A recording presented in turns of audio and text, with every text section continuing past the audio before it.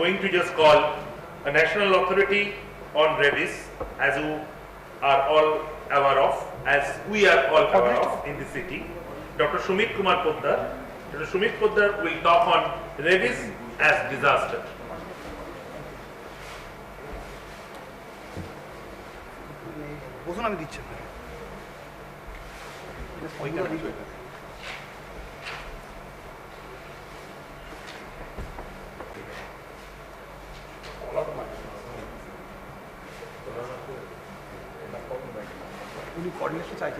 Cordless.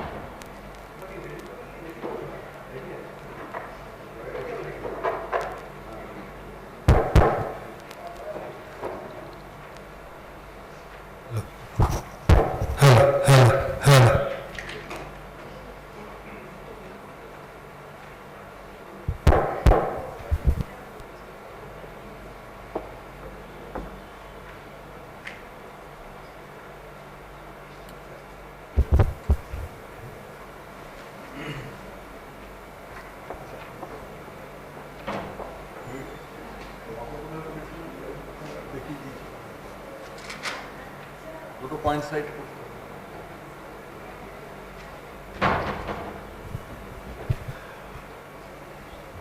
So next.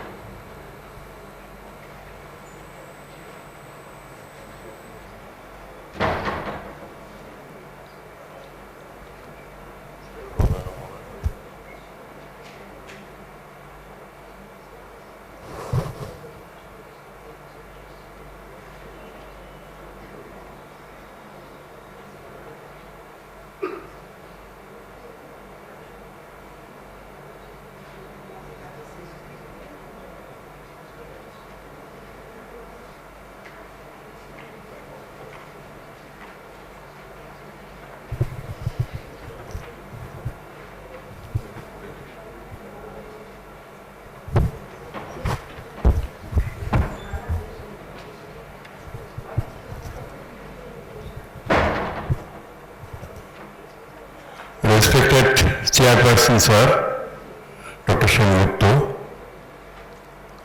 Professor Dr. Gautam Saha, the dignitaries present in the auditorium. Today, what I want to highlight, rabies as one of the disasters. There are three disasters in our country. One is natural disaster, another is health-related disaster, and the finally is the man-made disaster. Natural disaster we cannot prevent, but we can minimize the impact of disaster by application of many processes.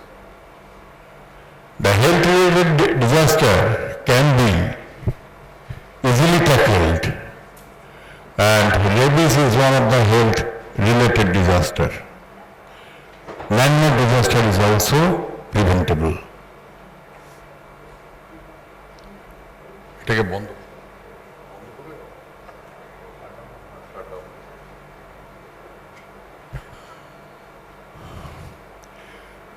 Regarding rabies, there is a figure quoted.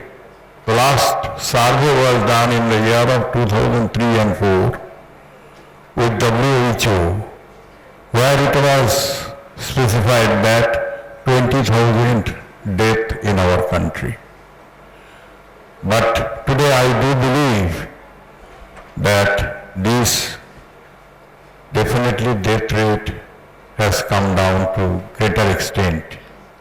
Due to the awareness program, due to the proper vaccination schedule, animal birth control program and all these things. All these are preventive aspects. Now, we can remember these two pioneers, one is Louis Pasteur and another is Emily Rokes. In the year of 1886, a patient called Joseph Mischar was bitten by a rabid dog, and that time our Louis Pasteur has invented a vaccine, and that has been given to that child, a 6-year-old child, and ultimately survived. And that is the history. After that, there are the series of research work regarding the quality of the vaccines. The immunoglobulins came in the market, that is the ready-made antibodies, and proper vaccination with modern tissue culture vaccine has been achieved. Now, the thing is next. The rabies is a fatal viral encephalitis caused by a single-stranded RNA virus belonging to the genus Lyssavirus of family Rhabdoviridae. It is all known to you that it is a genetic disease and transmitted to humans by bite, lick, scratch of the infected animals, most often the dogs. That counts for near about 90% of patients they do report with history of dog bite. Incubation period, it is usually 2 weeks to years. I have seen the patient called Shobhajit. He was attacked by the deadly disease, rabies, while he was a child of 4 days old, or 4 months old, 4 years old, sorry, and he was bitten by a rabid dog, and he ultimately developed signs of rabies within 4 days of time. So the rabies, in case of rabies, the incubation period is very variable. It may be few days to after few many years. I have seen another patient who has developed rabies after a history of dog bite for more than 20 years of time.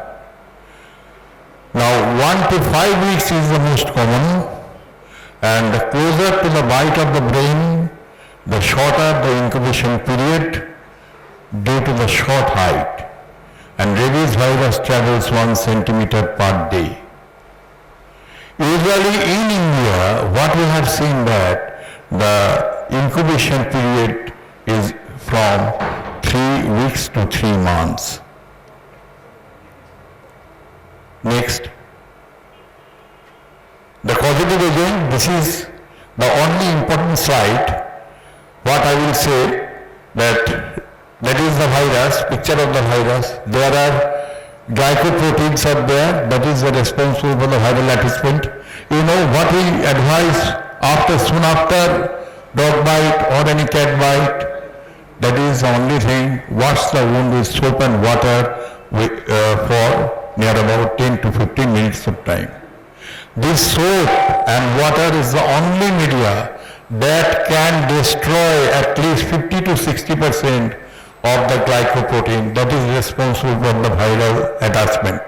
So that is the logic for initial step for washing the wound with soap and water, so that the chance of rabies will be minimized by 50 to 60% at least. Transmission spread by the virus or contact of infected saliva with mucous membranes, eyes, mouth, etc. Saliva become non-infectious when it dries.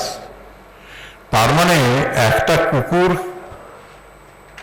সে তার salivation হচ্ছে, সে চলে গেল, আমার কাছে patient আসলো, তার অন্তত 6 ঘন্টা 8 ঘন্টা পরে যে ওই জায়গাটা মারিয়ে চলে এসেছি, should I give the vaccine?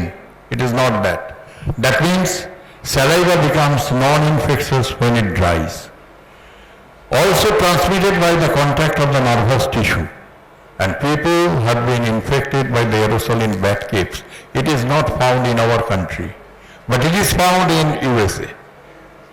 So there are many caves are there where this rabies virus is present and may be affected by the amount of inoculum. একটা পেশেন্টের কার একই সময় বাইট করলো, একজনের রেবিস হলো আরেকজনের হলো না, সেখানে there are many factors.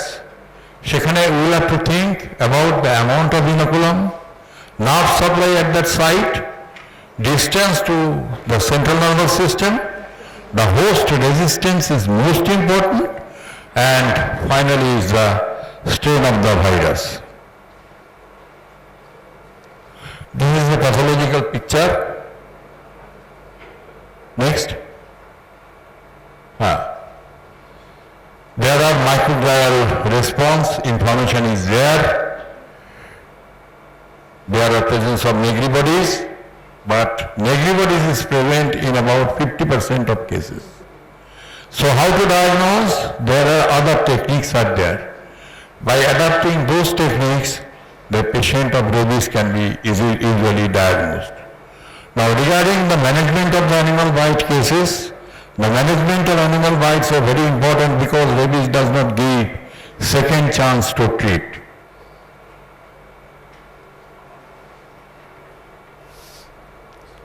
Two things are important. One is the pre-exposure schedule, that means vaccination prior to any dog bite. That is important because we want to eradicate rabies. It is the oldest disease of the mankind. A very difficult task. So we will have to adapt, number one, pre-exposure schedule, number second is the post-exposure schedule. What is pre-exposure schedule? You just push 3 doses of vaccine.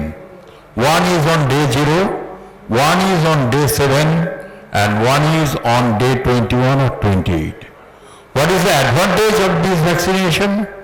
Whenever you will complete this course, if the patient comes to you with a history of dog bite or any other bite, then you require only 2 doses of vaccine. One is on day 0, one is on day 3. That means patient will be protected, and most important part is that patient will never require your rabies immunoglobulin administration. That are the ready-made antibodies. So objective to immunize the subject prior to any animal bite with the aim to reduce the dose of vaccine in post-exposure treatment as well as the non-recurrent of the administration of the leak. That is rabies immunoglobulin. Now pre-exposure prophylaxis, I have already told you that is day 0, 7, 21 and 28. And the persons at risk should be given, and it should be incorporated in the national immunization schedule. And to achieve the goal of rabies-free India by 2020, pre-exposure prophylaxis will play an important role. WHO classification is another important thing. There are 3 grades of bite. One is a class 1, one is a category 2, one is the category 3 or class 3. What is class 1? That is only leaking over the healthy mucous membrane. What is class that does not require any vaccination? You just wash the wound and you observe the dog, that is enough. And what is category 2? Category 2 is superficial scratch or bite without any bleeding. And that require only wound toilet, thoroughly 10 to 15 minutes under running tap water with soap and water. Along with that vaccination from day 0, day 3, day 7, day 14, day 28. And regarding this vaccination, there are 2 methods of vaccination today. One is the intramuscular vaccination, another is the intradermal way of vaccination. What we do, this intramuscular dose of vaccination is known as Asian schedule. And what is your IDRV or intradermal? That is on day 0, day 3, day 7 and day 28. That is only 4 doses of vaccination, and that will be given in the both deltoid as 0.1 ml. That is usually effective in the government sector because that amount of vaccine will be less, so it will be definitely, that has been generated from the original concept was Thai Red Cross and ultimately accepted by the WHO, and we are following in the government sector this IDRV, and in the private sector we are using the Asian schedule, that is the intramuscular schedule.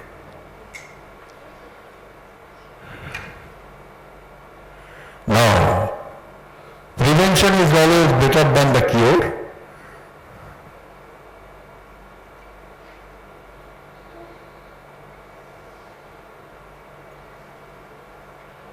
Actually, so So next, these are the category 3 bites, the picture of the category 3 bites.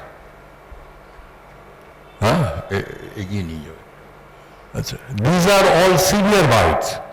Now problem is, what is the treatment for category 3 bites?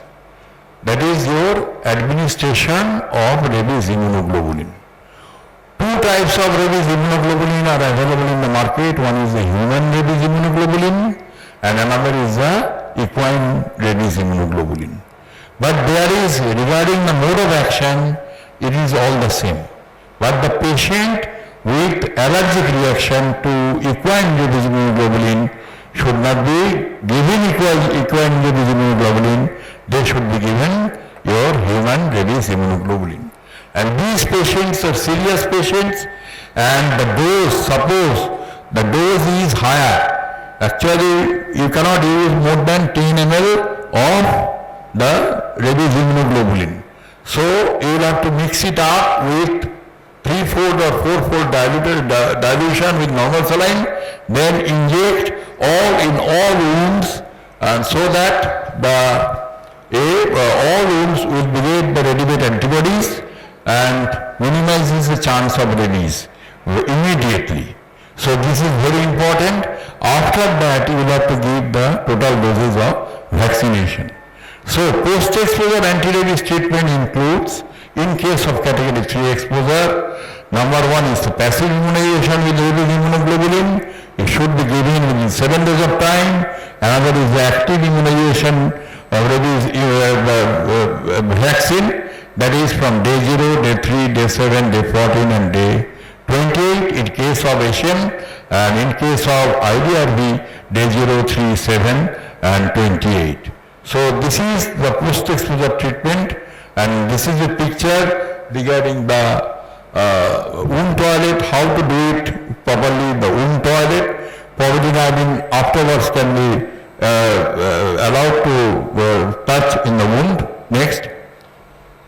And rig administration, that should be given in all category 3 exposure, whether pet dog bite, whether your stray dog bite, whether it is your non-rabid dog or it's a rabid dog, it is mandatory in case of category 3 exposure. And what is category 3 exposure? That means any wound bleeds, that comes under category 3 exposure. Next. This is another thing, that whenever we are infiltrating the rabies immunoglobulin, usual technique was, or is still now, it is being used throughout the country, that is the single prick through the wound, and you will have to infiltrate the wound thoroughly. Now what my concept was, just through a single wound, single prick will disperse the total volume of the rabies immunoglobulin, thereby minimizing the chance of transmission of rabies through the many ports. So whenever you will give injection, rabies, suppose a patient with dog bite, do you stitch? Do you stitch? Give stitch? No. Why you do not give stitch? That is the only positive thing is, Because whenever we will give stitch, then multiple stitches will have multiple holes or pores. And the rabies virus is present that will infiltrate through that wound. So the objective was just a single prick, you can give the entire rabies immunoglobulin throughout the wound. Next. This is the method of rabies immunoglobulin infiltration. Next. These are multiple bites. You can give rabies immunoglobulin, you will have to give. Next. This is the shape of the needle. There are multiple bores. These are the normal needles, and that is the needle needles. And this how the drug actually dispersed through the wound, that is also been taken picture. Next. This is another wound. This wound is there. Naturally, you will have to infiltrate thoroughly. This is mandatory. Whenever you will have to give rabies immunoglobulin, you will have to write it in the paper, prescription paper, that this is the dose and you have given in case of category 3. Otherwise, the doctor, respective doctor will be in problem. Next. This is a vaccination schedule, 5 doses, 5 visits for your recent schedule. Next. This is IDRV schedule. This is day 0, day 3, day 7. Day 14 dose is not required. Next is day 28. Day 90 is usually not required. These doses actually, patient having the proper antibody response within 14 days of time. Naturally, these additional doses acts like a booster dose. Next. IDRV mechanism separate. I am not telling all these things. Next. This is the method of pushing IDRV injection. It should be taken care that it should be perfect. Another next. Tetanus toxoid, care of the wound, antibiotics, analgesics. Next. Causes of post-exposure treatment failures. Now, there are many instances where we have given vaccines, where we have given rabies immunoglobulin, but there are some failures in this record. Number one, why? Because if we deviate from the WHO post-exposure prophylaxis, next, poor or no wound care. Mind it, wound care is essential, 100% essential for elimination of the, complete elimination of the disease. Next is poor quality of vaccine or rabies immunoglobulin. And number 4 is, suppose for a big wound, no rabies immunoglobulin injected into all wounds. That means in case of category 3 exposure, all wounds to be infiltrated properly with rabies immunoglobulin. Number 5 is the immunocompromised victim. Patient is having HIV/AIDS. Patient is on chemotherapy, on anti-malarial treatment. These patients usually require double dose of vaccination. And finally is the large inoculum of virus. Next. This is a picture of Shubhajit. He has developed rabies encephalitis within 3 to 4 days. Developed sudden fever, had a bite in the face, had a bite same time in the anterior chest wall, and at this phase this patient has developed already the hydrophobia and aerophobia as well. Next. This is another patient with a bite on the tip of the nose, and ultimately the plastic reconstruction was done after 3 to 4 weeks of time. Why we have taken much time? Because within day 14 the patient will get the proper protected antibody level, and after having the proper protected antibody level, then you are allowed to give stitches. Next. These are severe bites. All bites has to be taken care, proper wound toilet, proper rabies immunoglobulin administration, and proper vaccination. Next. Primary response and secondary response is already known to you. Usually First of all, the antibody is of IgM type. Then after that, next,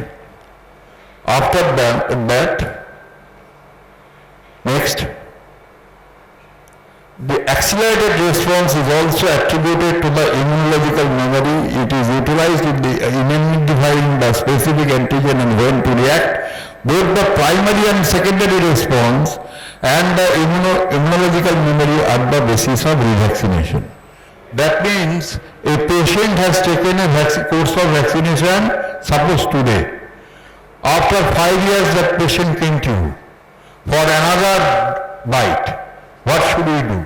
Should I repeat the same course of 4 or 5 doses of vaccination? No.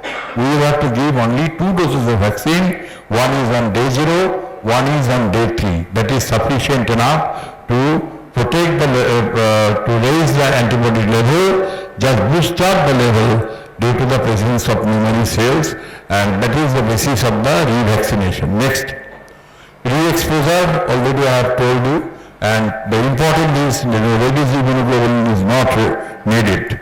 Next is there are many patients also in record since the days of the Pasteur.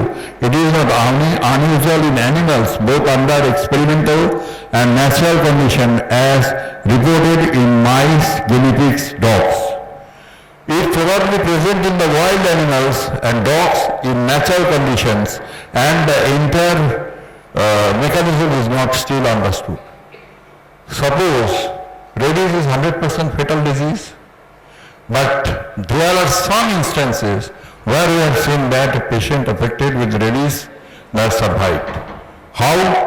These are the reported cases from 1970 to next 2014, and some cases are reported from India also, and from USA also there are definite documentation of the reported cases that patient has survived. Next, this is a patient with rabies on treatment. Next, this is a MRI picture. Next, survival after treatment of rabies with induction of coma. This is a patient in the year of 2003-4. Gina was admitted in a hospital due to the bad rabies bite, and that patient survived. Next, now the only thing that is very important thing has been applied on this Milwaukee protocol that has been followed in case of Gina. And what happened? What is the Milwaukee protocol? Therapeutic induction of coma, ketamine administration, antivirals, ribavirin, amantadine, interferon, and proper intensive care. This is the 5 things has been followed in case of Gina, and ultimately she survived. But there are at the same time many patients has been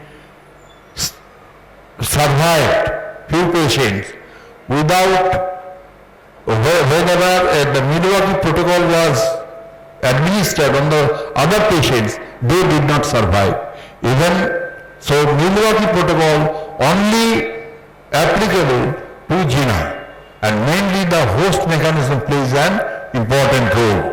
That is very debatable, and there is still doubt on this aspect. But what are other patients? Next, possible mechanisms. Host immune factors induced by vaccination augmented by viral infection. That is number 1, very important. Host immune factors alone induced by virus in unvaccinated cases, the patients who are not vaccinated.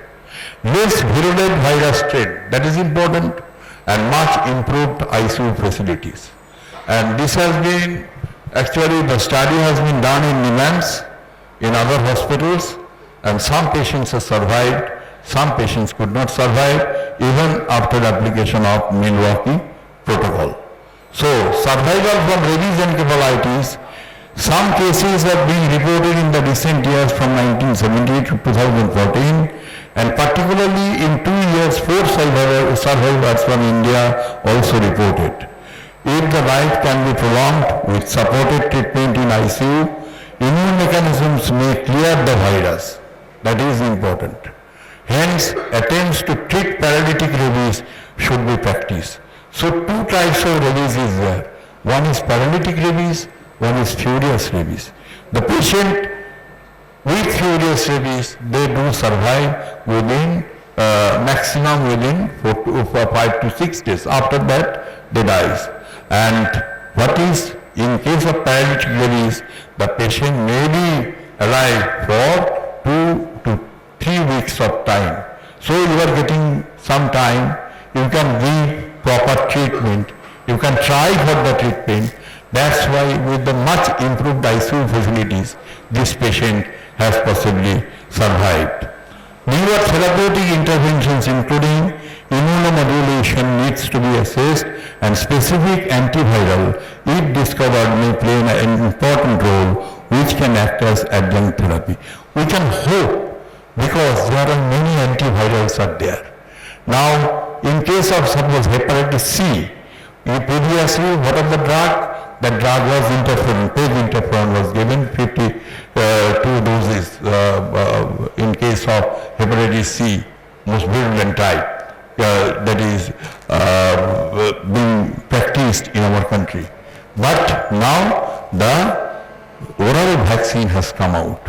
You can give the tablet form for the hepatitis C virus. Naturally, we are hoping for a better tomorrow by expecting that many good antivirals may come and that will act in the treatment of rabies. So this is Gina. Next, and Precious is there, and from India there are much survivors are there. Next, crystal ball in 2025. Previously WHO fixed up that 2020 is the ultimate date for rabies-free India, but it has extended up to 2030. Now, what we are hoping in 2025, that short is intramuscular schedule. That means in case of giving 5 doses of vaccine, we will complete the treatment within 2 weeks of time. Short Red Cross schedule, that is intradermal rabies vaccination within 1 week, and monoclonals replace RE. Monoclonals will come very soon by some other company, and they will bring the monoclonals antibody, and that can play an important role. Next. So a multi-level coordinated approach is needed for elimination of rabies. To conclude, death is rabies inevitable. Current treatment aims at prevention. A high-quality vaccine is required for prevention. Purified chicken cell culture vaccine with Pittman strain is the drug of choice. It can be administered by IM and intradermal routes with 100% seroconversion in 2 weeks of time. Next. We dream for a rabies-free world, for which we have a vision. It is the time to convert this dream into reality. If successful, we could hope for a better and healthier tomorrow. Thank you. Any question, sir? If you... I think the same is the way I have seen the Dr. Poddar to address the medical fraternity, because I have once I can remember at Bellevue. One is at Bellevue. One is at Bellevue. Another I think I can't remember. Some other place also I learned this from him. The same is, I think he has talked to the non-medical people, and that's why it has become much more easier to understand. Not a much medical terms he has used. He has used a very easier terms for you to understand. It's definitely a very, very social topic, because this is a preventable topic, and because sir is ready to take 1 or 2 questions. If you have any query, you can kindly go forward. Injection is only injected in the abdomen area. And that is not tissue vaccine. It is now banned. It is now banned. So, because there are many, Only abdomen area. yeah, that is in the abdominal area. that is anterior abdominal wall, there is 14 doses. Naturally, that it has got many complications. Even then, after administering, there are many rabies deaths also there. So immunity is not actually getting the priority in case of a nerve tissue vaccine. It has phased out, completely replaced by the modern tissue culture vaccine. I think another is such a talented person, possibly who have noticed it or not, a special needle which has been made, it is actually named after him. This Poddar multi-bone needle is actually named after him. So this is something which should not be unnoticed. That's why I thought the audience should appreciate about that. Thank you, sir. The design has been It was- patented already. Yeah, I know that. Thank you. That I know, I was aware. That's why I wanted to tell you. Thank you.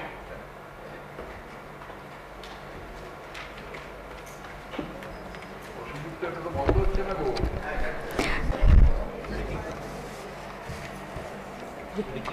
to felicitate the chairperson of the session.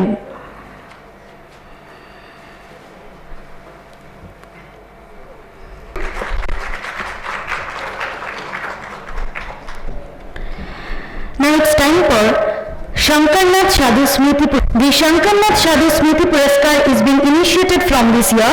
The prize amount will be given to Bhattara Ganeshwar High School, Gujarat. The prize will be in the form of books to be given each year to the best scorer of the school. May I request Ritinka Dr. Secretary of the Foundation and Dr. Shumik Poddar, Vice President of this foundation to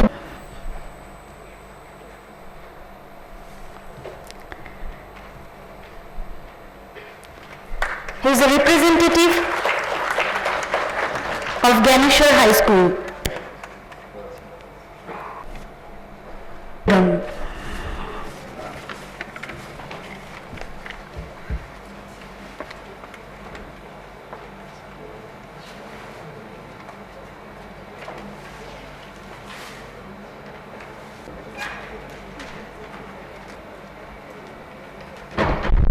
Good afternoon, everyone.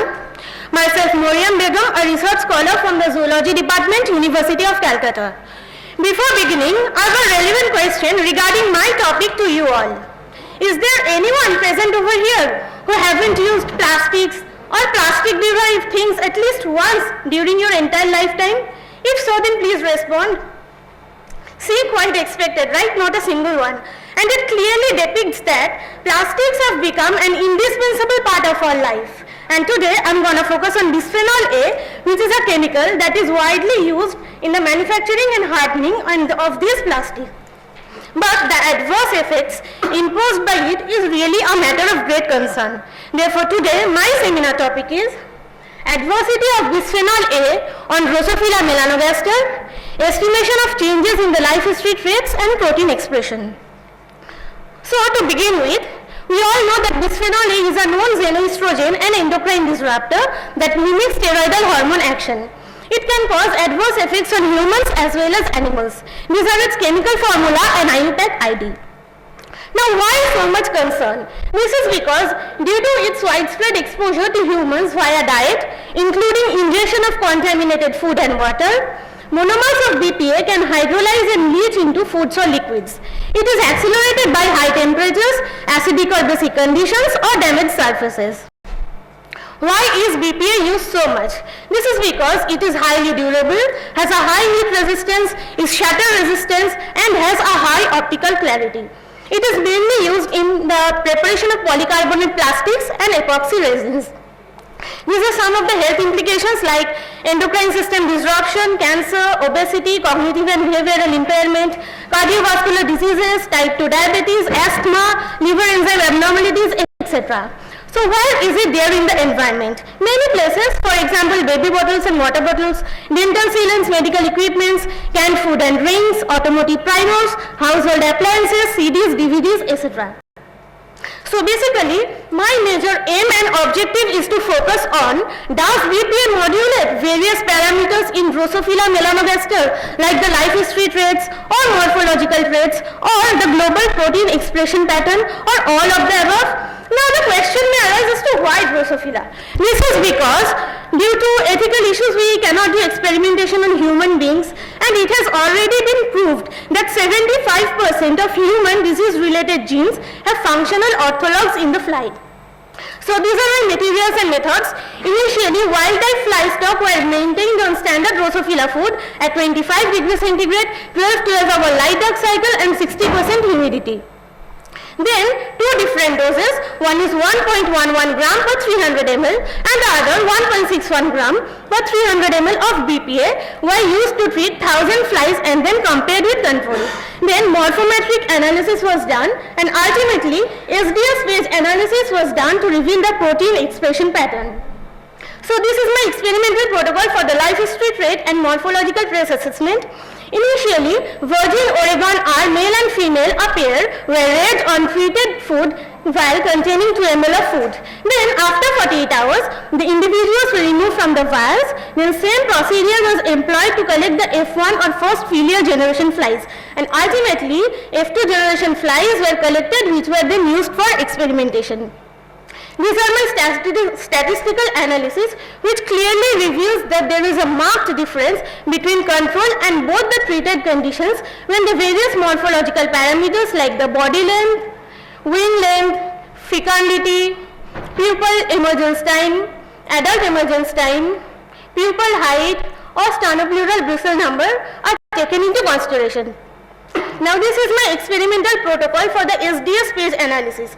This experimental procedure is basically the same which I just explained in the previous slide, but the difference lies over here that after collecting the F2 generation flies, 20 samples from each treated as well as control were crushed in suitable buffer system. Then the homogenate was analyzed by SDS-based followed by treatment with Kumasi blue.